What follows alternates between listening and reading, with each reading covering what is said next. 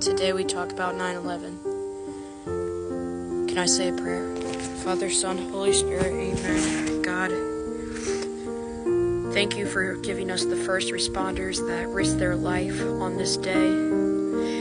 And God, please pray and watch over those in heaven right now who died during the attacks.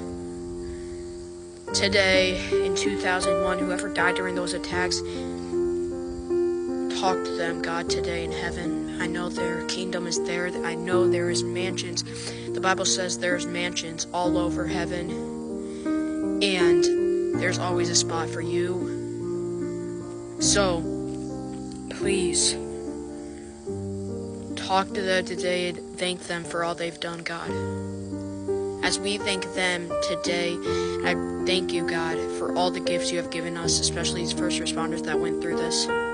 And obviously watch over everybody who was impacted by this day, even if they're still alive now. Watch over them, help them to be good. And please, let there be peace in the world. In the name of Father, Son, Holy Spirit. Guys, it's happening. Evil is going around the world. Satan is taking advantage of free will. And that's why we need God today. Pray to God. Give a special shout out to 9/11 today.